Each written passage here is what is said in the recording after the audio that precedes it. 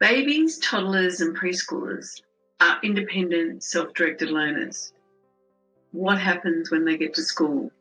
How can we harness the natural curiosity of children to motivate, engage, and inspire them at school?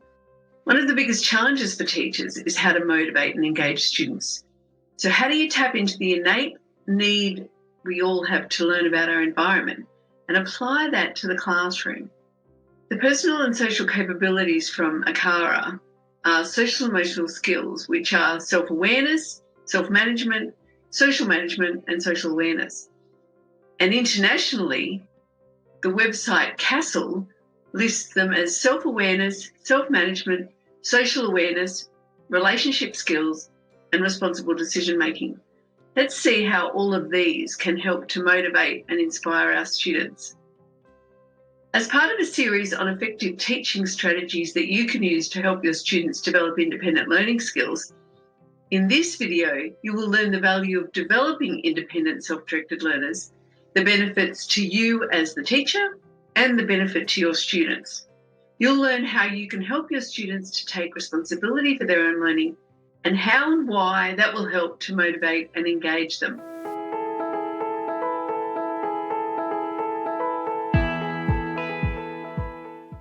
I'm Mari Amaro. I'm a teacher, author, and presenter, and I've been working with students and teachers for over 30 years. I'm passionate about helping teachers improve teaching practices and learning strategies, and I combine research and experience to provide strategies that improve student learning by improving classroom management. And I focus on the practices that emphasise teacher wellbeing, because improved teacher wellbeing means improved student wellbeing, and that will lead to better outcomes both academically and socially for all our students. If you'd like to learn more, please subscribe to the channel. We put out videos twice a week, so make sure you don't miss any of the content.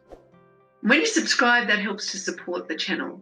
And if you know anyone who you think would benefit from the teaching strategies in these videos, please share them with colleagues, friends, and family.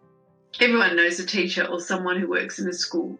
If you have any questions or topics that you'd like me to cover, please let me know in the comments section below. I'd love to know what you think. So what are the benefits of promoting self-motivated and self-directed learning? Well, the benefits for the teacher are, number one, more time for you to work closely with students who need more or differentiated instruction.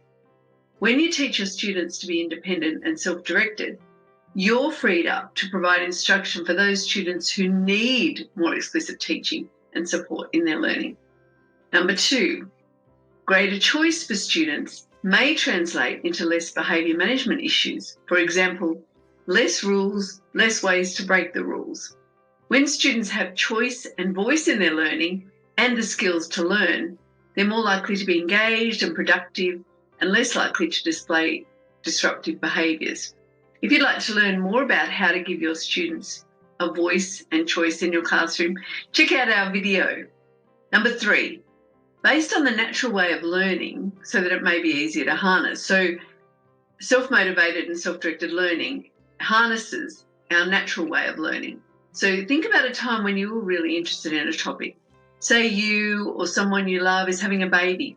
You may have looked up everything you could on having a baby, looking after a baby, how babies learn, and then needed skills in how to find the best and most reliable information about babies and then honed the skills in critical thinking and looking at a variety of reputable views.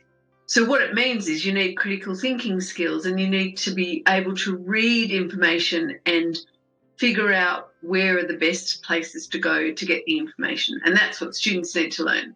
Number four, students can be given a learning goal. For example, they need to learn about World War II and they need to develop interpersonal communication styles.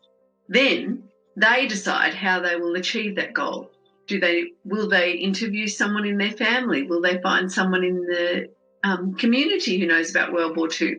How will they present it? All those things they can decide for themselves. Number five, the teacher provides guidance as more of a facilitator than an expert, and the student makes the decisions about the learning. So it's about the kids taking more responsibility. And at the end of the day, that is better for you as a teacher. The benefits for a student for self-directed learning are many. Number one, gives more options for them in how to learn. Students can experiment with different ways of learning to see what suits them best. And in that process, they're learning how to learn. And as the teacher, you need to be able to allow students to make mistakes and fail, just as they would fail even if you were in control of the learning. And you need to be able to give them space that they need to do that. What you will do is provide scaffolding in the form of a variety of ways for them to access information, learning and skills, because you're differentiating and exposing students to different ways of learning. To have this, you need to have a positive classroom environment. So if you're interested in learning about how to create a positive classroom environment that is safe, that is a safe, predictable space for your students, check out our videos on positive classroom culture.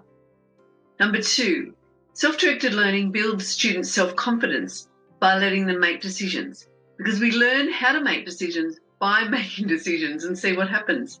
Responsible decision-making is included in the social and emotional skills in CASEL. And because we know that students learn by doing, giving them opportunities for decision-making in the classroom, combined with self-reflection and the chance to change those decisions, will help them learn how to make decisions and then how to decide whether that was a helpful or unhelpful decision-making process. Number three, self-directed learning promotes independence. When students make decisions about when and where and how they're going to learn, it promotes and develops their own independence. Number four, builds motivation for learning. Engagement is linked to autonomy, mastery, and purpose, all of which can be satisfied with self-directed learning processes. Number five, self-directed learning develops skills for being a lifelong learner.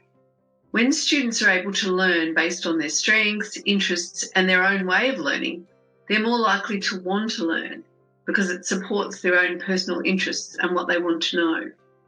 Number six, using self-directed learning principles, students can move and learn at their own pace.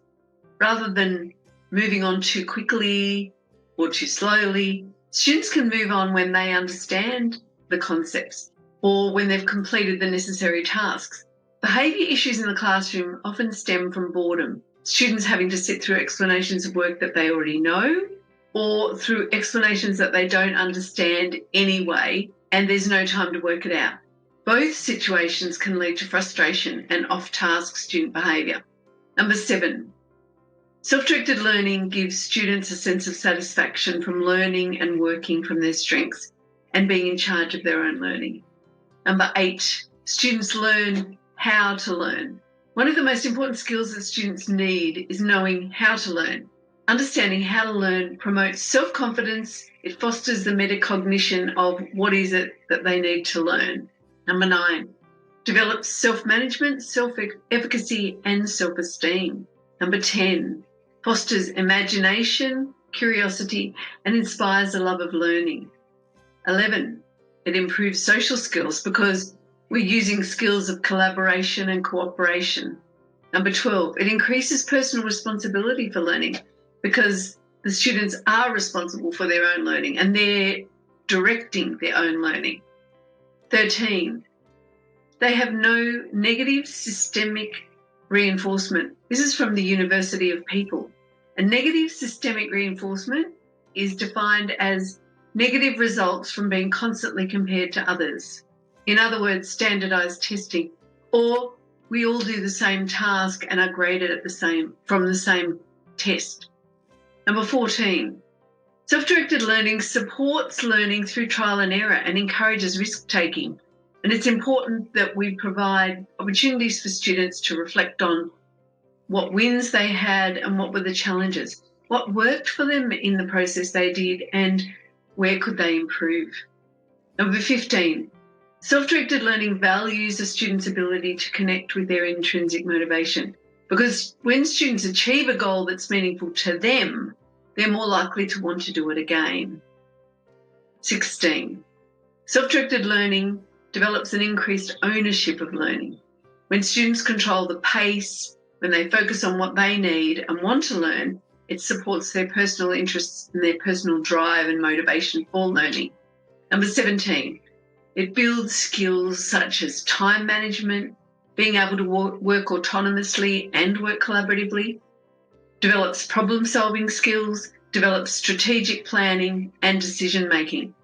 Great skills that kids are going to need in the future. Check out our other videos on independent learning and how you can build self-directed learning into your classroom practice. Thanks for watching. Stay safe and happy teaching.